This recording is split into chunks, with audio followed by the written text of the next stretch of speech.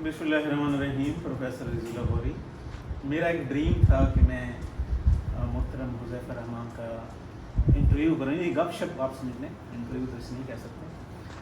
और कैसे मतलब मैं बाज़ वक़्त हुज़ैफ़ा रहमान की पर्सनैलिटी देखता हूँ, मैं हैरान हो जाता हूँ कि अल्लाह ताला का इतना करम है इनके ऊपर कि जैसे एक फ़िक्रा बड़ा मशहूर है कि आय और छाप है। तो हुज़ैफ़ा कैसे मतलब कैसे एजुकेशन कहाँ से हासिल की, फिर आगे इस लेवल तक कैसे पहुँचे, फिर आगे जर्नलिज़्म, जियो, ये सारी बातें सर थोड़ा सा बताएंगे सर। बहुत शुक्रिया जी, मेहरबानी। एक तो मैं इस पे पहले बहुत कुछ बोल भी चुका हूँ। अभी भी मैं, क्योंकि पंजाब यूनिवर्सिटी ने मुझे अपना as a distinguished alumni declare किया, तो मैं वहाँ पर गया तो वहाँ भी मैंने सारी अपनी जो रुदात थी बयान की कि कट तो गया है, कैसे कटा ये ना पूछिए, यारो सफ़र हयात का आसान तो ना था। लेकिन आज चूँकि आपने मुझे बाज़ाब्ता मौका दिया है कि मैं अपनी राय का इजहार आपके फोरम पर भी करूं और बताऊं। एक तो बात है कि बहुत सारी बातचीत होती है, हमारे मुल्क में बड़ा रुझान है और हमारे इलाके में तो ख़ास तौर पर, यानी मुझे कोई इसमें भी आर नहीं कि मेरा आबा व अजदाद, अगर वो कहते हैं भट्ठे पे जो मज़दूर होते हैं वो ईंटें थपते होते और मैं यहाँ पहुँच गया तो मैं बड़ा बरमला इसका इजहार करता। लेकिन झुके ज़ाहिर है अब आप अपनी तारीख नहीं चेंज कर सकते। डेरा गाजी खान में दो ही रॉयल फैमिलीज़ थी पार्टीशन के बाद, जिन्हें डीजी हजू शहर के हवाले से मैं बात कर रहा हूँ स्पेसिफिकली। एक सरवर बोदला साहब थे और एक हमारे परदादा जी शेख अब्दुल अलीम साहब थे, जिन्हें 36,000 यूनिट अलॉट हुए थे। उस 36,000 यूनिट की बात मैं इसलिए कर रहा हूँ कि जो लोग पुराने बुज़ुर्ग हैं दे नोज़ वेरी वेल कि जब हिंदुस्तान से यहाँ आए तो 36,000 यूनिट की हर ज़िले में 2-2, 3-3 फैमिलीज़ थी।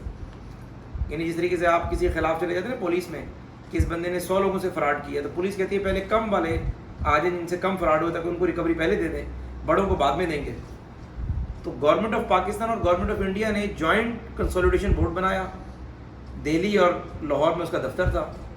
तय ये हुआ कि 47 से 57 तक 36,000 यूनिट मिलेंगे, 57 से 67 तक 36,000 से 5 लाख यूनिट अलॉट होंगे, और 67 से 77 तक 5 lakh and above unit allot होंगे। ये जो बात मैं कर रहा हूँ सारे लोगों के पास ये मौजूद है, they can verify from independently. हमारे 13.5 लाख यूनिट थे और सरवर बोदला साहब के तकरीबन 14 लाख या 15 लाख यूनिट थे, और नवाब लियाकत अली खान के 19 लाख यूनिट थे। ये पाकिस्तान के 3 बड़े लैंड क्लेम्स थे। ये पूरी गवर्नमेंट ऑफ पाकिस्तान को इस बात का पता है, इसलिए हमारे जो दादाजी हम ज़रा उन्हें कहते हैं, जो ददियाल में दादी या दादा के भाई भी दादा ही कहलाते थे, तो दादाजी शकूर को उस वक्त ज़ियाउल हक ने बाकायदा लिखा ख़त और शुक्रिया अदा किया कि आपने गवर्नमेंट ऑफ पाकिस्तान के ऊपर ये एहसान किया है कि आपने अपने क्लेम्स जो है वो विड्रॉ किए और नहीं लिए। तो हुआ ये कि फिर हमें और सरवर बोदला को डेरा गाजी खान में सिर्फ 2 ही फैमिलीज़ थी। 36,000 यूनिट अलॉट हो गए, और 1957 के अंदर 36,000 से ऊपर यूनिट अलॉट होने थे। 56 में अयूब रिफॉर्म्स आ गई। अयूब खान ने कहा 36,000 यूनिट से अब कोई रख ही नहीं सकता। तो हमारे पास वो 36,000 यूनिट हर ख़ानदान का एक बड़ा बना था, वो आए थे। तो हमारे ख़ानदान में जिस तरीके से शेख महमूद साहब इनके वालिद थे, शेख मुश्ताक, हमारे जो है यानी परदादा जी शेख अब्दुल अलीम, फिर उनके आगे 7 बेटे, ये पूरा पुल डाट का नाम कभी पुल डाट नहीं था, इसका नाम शकूर चौक था। और दादी शकूर के नाम पर शकूराबाद उन्होंने गरीबों को वैसे डोनेट किया था। ये NDV जहाँ पर बनी हुई है, ये अगर आप 80s की जमाबंदी निकाल के देख लें, ये मेरी दादी अम्मा के वालिद का रकबा था, जो कि उन्होंने उस वक्त 40,000 का बेचा था खटीकों को, कोहाड़े वालों को। बाद में कोहाड़े वाला मशहूर हुआ। फिर उसके बाद वो फारिग लगारी साहिबान ने तो फिर लेट 80s में आई थिंक या अर्ली 80s में फिर ये शुफा कर उनका आपस में वो देने लिया, ये सारे रकबे टोटल। तो वो चूँकि आपने जो मुझे पूछा ना, तो मैं बताऊँ कि वो ब्लड लाइन में कहीं ना कहीं चीज़ होती है। यानी उमर बोदला, सरवर बोदला साहब नवाब थे, वहाँ से आए, ज़ियाउल हक ने मजलिस शूरा का रुकन बनाया। उन्होंने अपने आप को मिसफिट समझा कि मैं इस पार्लियामेंट में गालम गलोच नहीं कर सकता या इस तरह का अंदाज़ नहीं अपना सकता, इस्तीफ़ा देकर आ गए थे। तो जितना अरसा भी मुझे उमर बोदला साहब ने बताया, एक दिन मैं अक्सर उनके पास जाया करता, मुझे कहने लगे जितना अरसा भी मेरे वालिद ज़िंदा रहे सरवर बोदला, वो और आपके परदादा जी शेख अब्दुल अलीम हमारा मुंशी एक हुआ करता था। तो this was the background of our family. लेकिन वो ज़ाहिर है चूँकि जब माइग्रेट कर आए, और ये मुझे एक दफ़ा राना फलातून साहब कहने लगे, बड़े सीनियर कौंसल हैं हमारी फैमिली से, उनको कुछ 60 साल का ताल्लुक़ है, रेवेन्यू के बड़े वकील हैं।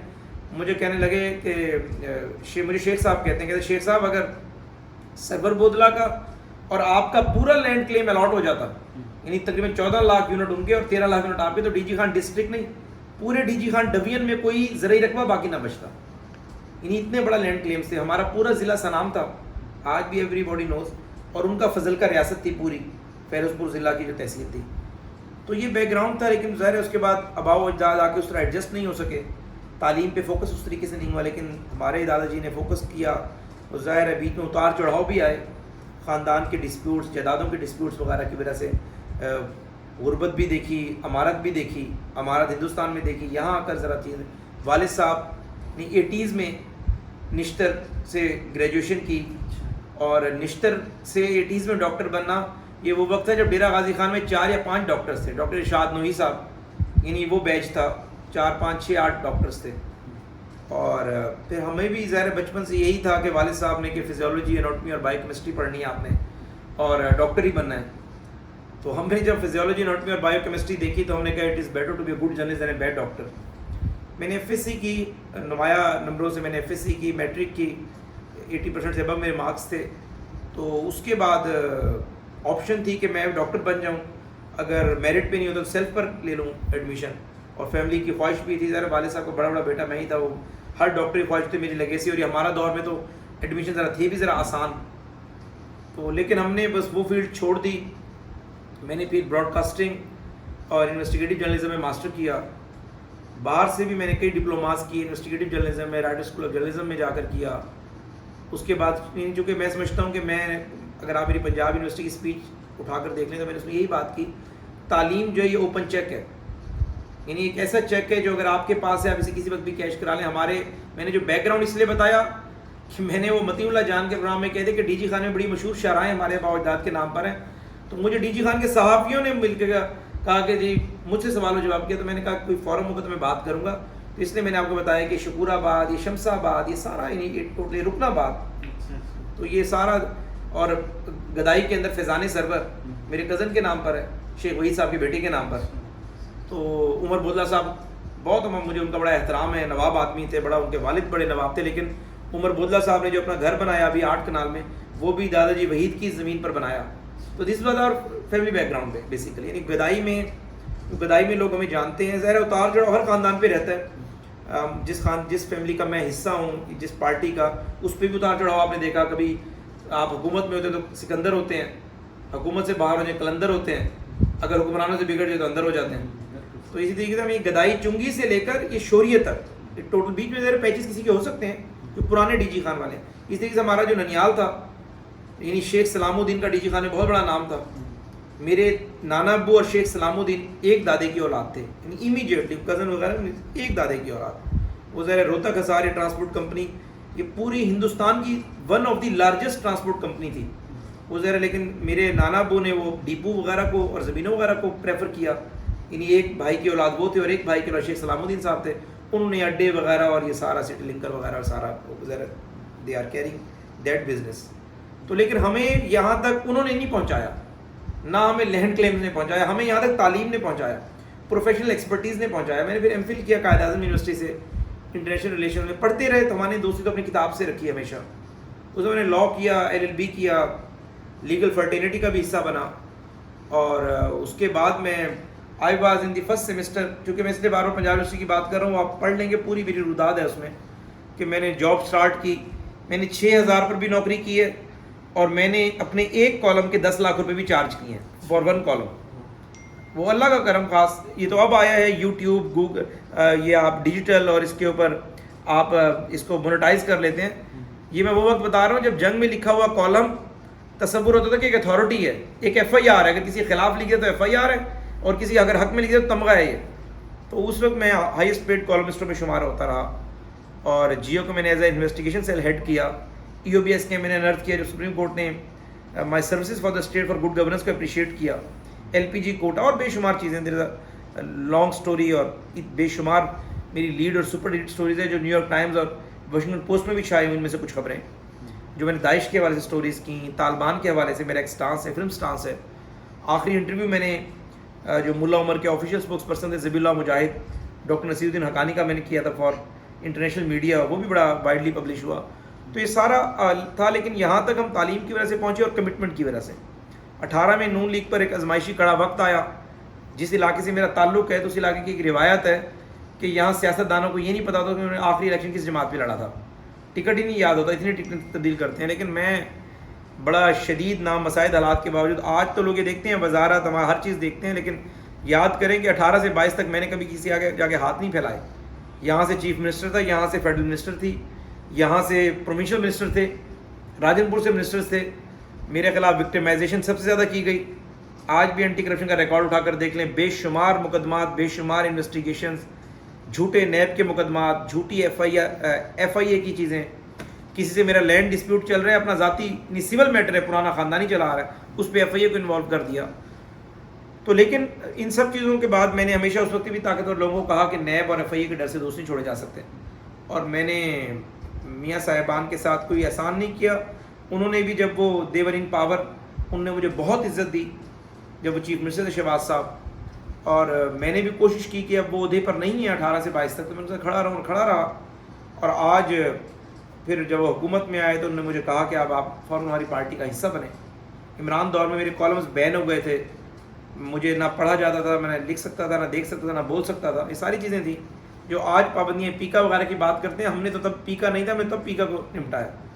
تو وہ یہ ساری چیزیں فیکٹ آف دی کیس ہیں اور پوری یعنی ایک روداد ہے. تو پھر ہم نے پارٹی جوائن کی as a federal information commissioner. MP1 میں نے سرو کیا. یہ گریڈ 22 ہوتا ہے, یعنی management pay scale 1 equal to grade 22, یعنی جو highest scale in the Pakistan for the civil service is grade 22. I serve in that grade یعنی ایز اے MP1. اور MP1 میکسیمم کی سیلری تھی کوئی 4.5 کروڑ روپے میری سیلری ٹوٹل بنتی تھی 4 سال کی. وہ ساری میں سرنڈر کر آیا. کوئی احسان نہیں میں نے کیا, لیکن میں سمجھتا تھا کہ اللہ کے مجھے دیا ہوا سب کچھ ہے, اور یہ ریاست کے وسائل کسی اور مد میں لگ جائے. اور یہ کوئی بینچ مارک بھی نہیں ہے کہ جو بندے جو ہے اگر وہ کام کر رہے ہیں تو تنخواہ نہ لیں, بالکل تنخواہ لیں, اپنے کام کا معاوضہ لیں. لیکن میں چونکہ افورڈ کر سکتا تھا, دیٹس وائی میں نے سرنڈر کیا. اب شہباز صاحب کی مہربانی اور بڑے میاں نواز شریف صاحب کی, ان کی بڑی مہربانی, بڑے میاں صاحب نے یہ سمجھا کہ یوتھ میں سے کوئی بندہ ہماری کابینہ کا حصہ اور وفاقی لیول پر ہو. ان نے مجھے جو ہے as a special assistant of the prime minister with status of minister کر کابینہ کا حصہ بنایا. Now I am the part of cabinet. اور کوشش ہے کہ اس علاقے کی محرومی بہت زیادہ ہے.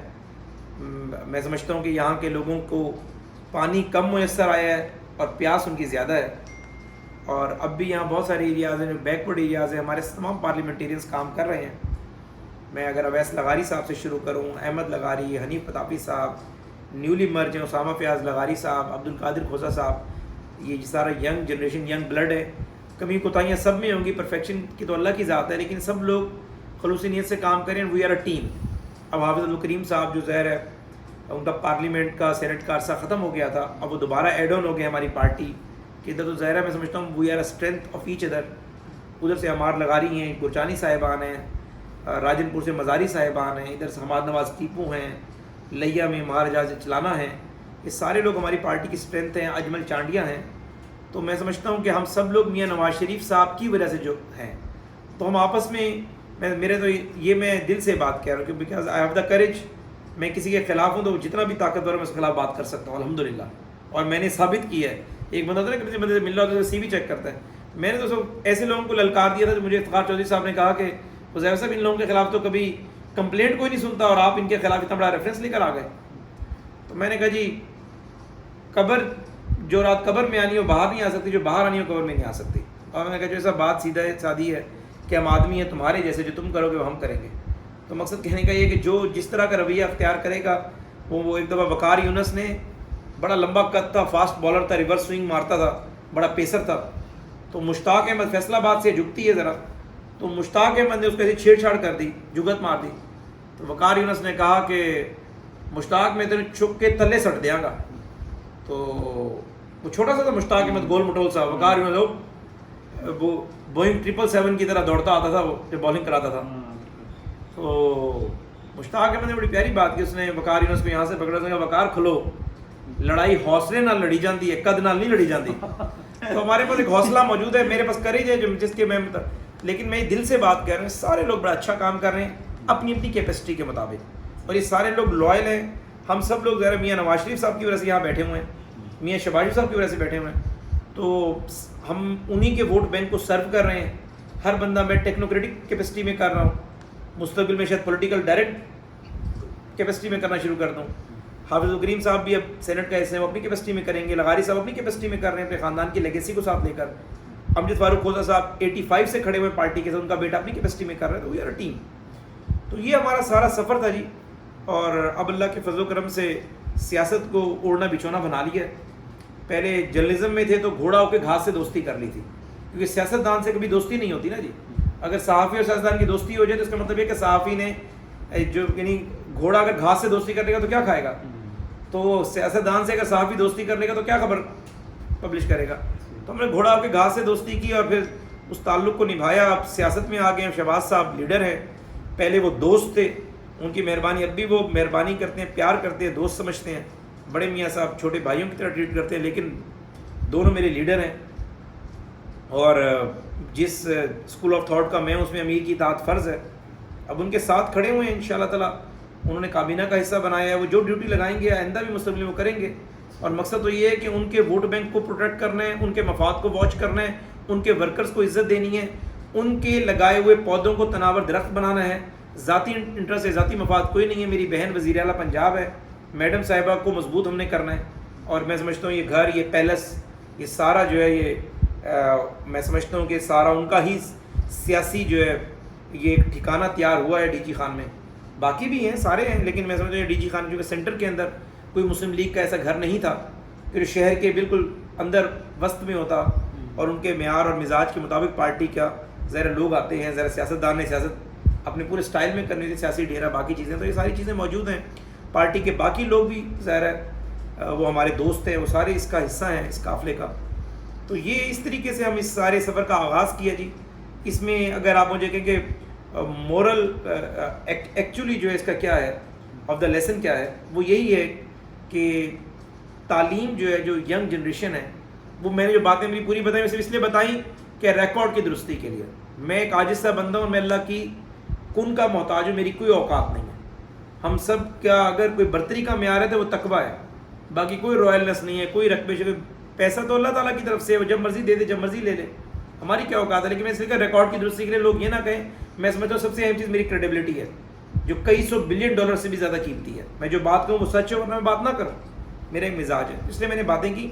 لیکن میرے یہاں تک پہنچنے کی وجہ تعلیم ہے, کمٹمنٹ ہے, اور جس شعبے کے ساتھ میں جڑا اس میں ایک کوشش کی کہ میں ٹاپ کو اچیو کروں. تعلیم سے رشتہ نہیں توڑا اپنا, کتاب سے رشتہ اپنا جوڑے رکھا. ہر ایشو کی بیسکس پہ مجھے اللہ نے مہربانی فرمائی, میری کوئی اوقات نہیں تھی اس کی, میں نے اس پہ گرفت رکھی, دسترس رکھی اپنی, اور اللہ نے کرم فرمائی. ماں باپ کی دعائیں بھی تھیں. آپ سب لوگ جتنے بھی لوگ جو سن رہے ہیں مجھے, جو یوتھ سے ہیں, ان کے لیے بھی یہی لیسن ہے. ان سب میں سب حذیفہ رحمان بن سکتے ہیں, اور سب یہاں تک پہنچ سکتے ہیں, اس سے آگے بھی جا سکتے ہیں. مجھے بینچ مارک نہ بنائیں, بینچ مارک اپنا بہت اوپر رکھیں. اسٹیو جابس کے باپ کو کوئی نہیں جانتا تھا, لیکن آج ایپل کو پوری دنیا جانتی ہے. بل گیٹس کے باپ کو کوئی نہیں جانتا تھا, لیکن آج پوری امریکہ کی اکانومی وہ آگے سے پیچھے کر دیتا ہے. امبانی سے خیر میں بات نہیں کرتا ہوں, ان کا باپ بھیرو امبانی اور باقی لوگوں کو خیر ہوتا, لیکن بہرحال صدر الدین ہاشوانی کی مثال آپ لے لیں پاکستان میں, پی سی میرٹ کے جو مالک ہیں. ہم انہیں چونکہ میرا تعلق ہے صدر بھائی کہتا, صدر بھائی کا بھی کوئی وہ نہیں تھا. تو بیسیکلی بات یہ ہے کہ آپ خود ایک ایگزامپل سیٹ کر سکتے ہیں, خود ایک بینچ مارک بنائیں, اس کو اچیو کریں, اور اللہ اس میں برکت ڈالتا ہے.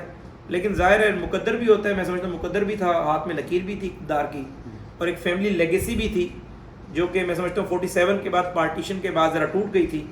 40 50 60 سال کا عرصہ آیا, خاندان اپنی سروائیول اور ریوائول میں لگا رہا. میرے خیال سے وہ کہیں جین کا حصہ بھی ہوگا, کیونکہ جین تو موجود ہوتا ہے نا, جو رول کرنا, اقتدار اور سیاست, اس ساری چیزوں کو آپ کو اکساتا ہے. تو میں سمجھتا ہوں مجھ میں جاگ گیا.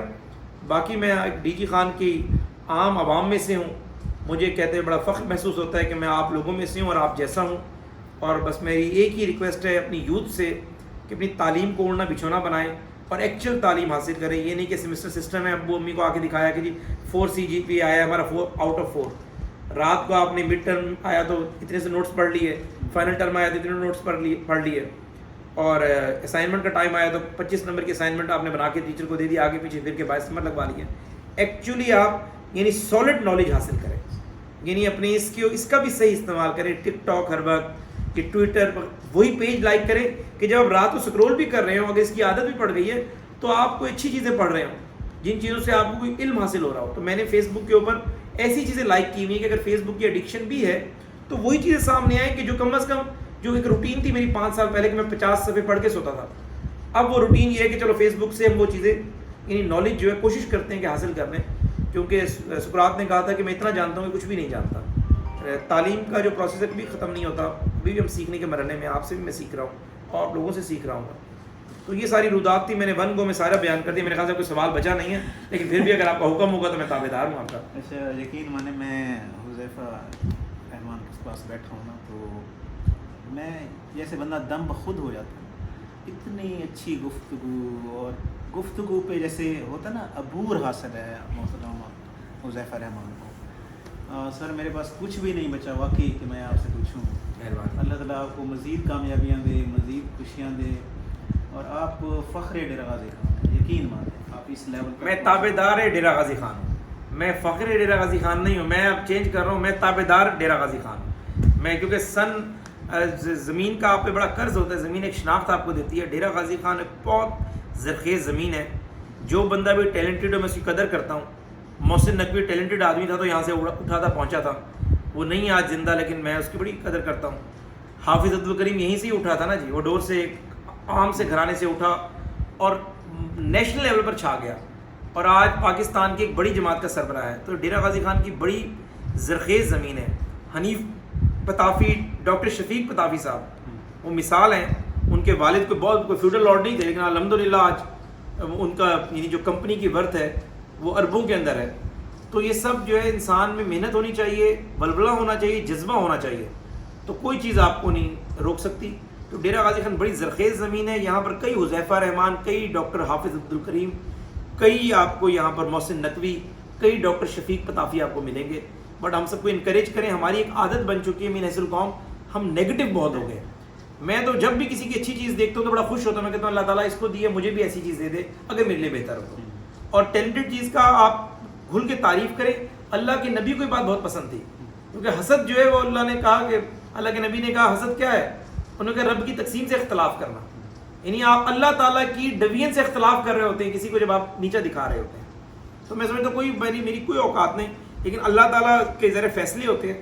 اللہ تعالیٰ نے بہت کم ایج میں بیت اللہ کے اندر مجھے جانے کا شرف بخشا. تو میرے ساتھ چیئرمین بلاول بھٹو زرداری صاحب تھے, خواجہ آصف صاحب تھے, باقی جو ہے بڑی ٹاپ نوچ تھی پاکستان کی. لیکن پتہ نہیں کیا ہوا, وہ جو بندہ اٹھا رہا تھا 10 منٹ بعد, اس نے مجھے نہیں اٹھایا. میں جب 15 منٹ بعد تھک گیا عبادت کر وہاں پر اور نوافل پڑھ کر, پہلے تو میں ڈرتے میرے اوپر ہی نہیں دیکھ رہا تھا, آنکھیں بند تھی. میں نے کہا شاید اللہ تعالیٰ اوپر دیکھ رہے ہیں. تو اندر جب میں انٹر ہوا تو میرے کو ایک لرزہ طاری تھا.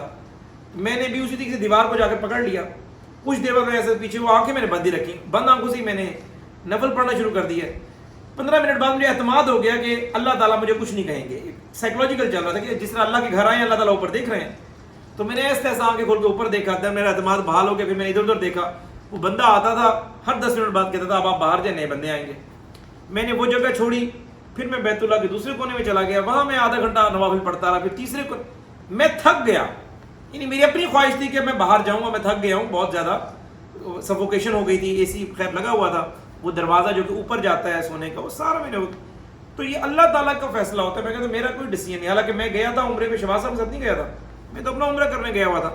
میرے ساتھ میں غفار ڈوگر صاحب اور میں اکٹھے تھے. ایسے بیٹھ کے ہم حرم میں بیٹھ کر, حرم مکہ کی بات میں کر رہا ہوں, روزہ افطار کر رہے تھے. تو ڈوگر صاحب نے کہا شہباز شریف صاحب آئے ہوئے, صاحب اگر بیت اللہ کی زیارت ہو جائے. انہوں نے بھی میسج ڈالا, میں نے بھی میسج ڈالا. تو وہ اللہ تعالیٰ نے ٹائم تھا 1 گھنٹہ کہ آپ نے 1 گھنٹے میں مکہ سے پہنچنا ہے جدہ. ریڈز کلٹن جو سعودی عرب میں لوگ رہتے ہیں انہیں پتا ہوگا, وہ مجھے کرتے کرتے جوتی چینج کرتے کہ کھلے سلیپر ہوتے ہیں عمرے کے لیے جو چاہیے ہوتے ہیں.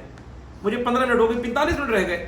اب ڈوگر صاحب نے کہا ہاتھ کھڑے کرتے, انہوں نے کہا جی میں تو نہیں 45 منٹ پہنچ سکتا, نہ یہاں کوئی ٹیکسی ڈرائیور یہ رسک لے گا کہ آپ کے لیے گاڑی اوور سپیڈ کرے اور اس کا چلان ہو. میں اللہ توکل کی اشارہ دیا, ایک بندہ تھا وہ پان کھا رہا تھا, گاڑی میں آ کے بیٹھا, کوئی 10 منٹ اس نے مجھ سے کوئی بات ہی نہیں کی. پیسے جو اس نے کہا, میں نے کہا ٹھیک ہے آئی ول پے یو. رشی ایریا میں تھے, جب جیسے چلے میں نے کہاں سے گیا, اس نے کہا میں گجرانوالہ سے ہوں.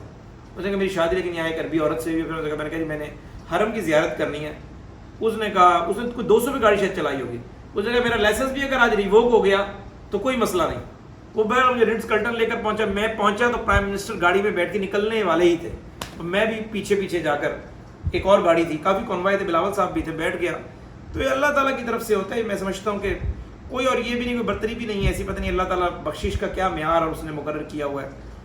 सबसे अहम चीज़ जो है मैं समझता हूँ कि ये रोज़ा, नमाज, हज, ज़कात, ये 5 जितने भी अरकान हैं हमारे कलमा तैयबा, अल्लाह ताला की डिस्क्रिशन है ये, अल्लाह ताला जो चीज़ जब माफ़ कर दे। असल जो हमसे पूछ कुछ होनी है ना, वो इंसानों से हमारे रवैये की होनी है कि मैंने तुम्हें ज़मीन पे अपना डिप्टी बनाकर भेजा था। अल्लाह ताला, आप अपना डिप्टी किसको बनाएंगे? जिसको आप तसव्वुर करेंगे कि मेरी जितनी खूबियाँ हैं उनमें से कुछ खूबियों को कैरी कर सकता है। तो अल्लाह ने समझा कि हम उसकी कुछ खूबियों को कैरी कर सकते हैं। एहसान करना, किसी के ऊपर रहम करना, ये अल्लाह की खूबी है ना, अल्लाह ने हमें डेलीगेट की अपनी पावर। इंसाफ करना, अल्लाह ने किसी जज को पावर दे दी, डेलीगेट की। तो हमसे ये इंक्वायरी होनी है, तो हम सब लोगों को एज अमीन हैसुल कौम में कौम बनने की ज़रूरत है, डिसिप्लिन में आने की ज़रूरत है। मैं जाता हूँ, टर्की जाता हूँ, सऊदी अरेबिया जाता हूँ, ईरान जाता हूँ, आप उम्रे पे जाएँ तो आप देखते हैं कि उम्रे पे वो 50 आपको ईरानी मिलेंगे, एक पूरा बाजू पकड़कर तीर की सूरत में आते हैं और हजर असवद को चूम के चले जाते हैं, सारे जाते हैं। ईरानी ऐसे मिलेंगे आपको, सॉरी लेबनीज ऐसे मिलेंगे, टर्किश ऐसे मिलेंगे, और हम पाकिस्तानी एक दूसरे की कोनी मार रहे होंगे कि इसको कोनी मार के मैं गिरा दूँ किसी तरीके से। तो ये मकसद है कि हमें पॉजिटिविटी अपने रवैयों में लानी पड़ेगी कि हम ड्यूरिंग तवाफ भी इस बात को जो है ना मौलूद से खाते नहीं रखते कि हमारी यूनिटी नहीं होती। यूनिटी हो, पॉजिटिव लोगों को प्रमोट करें और नेगेटिविटी अपने अंदर कम करें, अल्लाह पे तवक्कल करें। अल्लाह ताला पता नहीं किस जरिए से आपको नवाज देता, पता भी नहीं चलता। हमें तो अल्लाह ताला ने नवाजा है।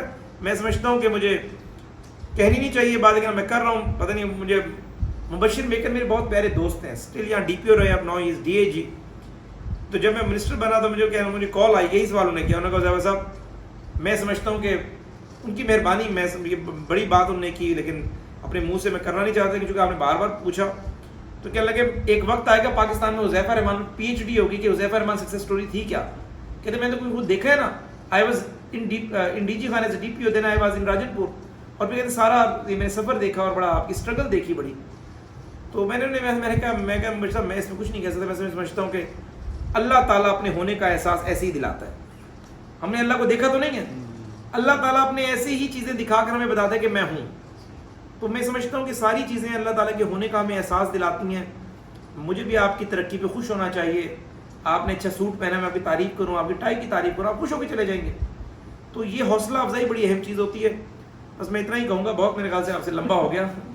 यकीन माने हुज़ैफा रहमान इतनी अच्छी बातें कर रहे हैं कि दिल करता है बंदा बैठा रहे और इनकी बातें सुनता रहे। सर मेरे पास अल्फाज नहीं, सर मैं आपका शुक्रिया अदा करता हूं। नहीं कोई ऐसी बात नहीं, आपकी मेहरबानी कि आपने मेरी आवाज़ दोस्तों तक पहुंचाई, लोगों तक पहुंचाई जी। थैंक्स लॉट सर, बहुत बहुत शुक्रिया सर, थैंक यू सर।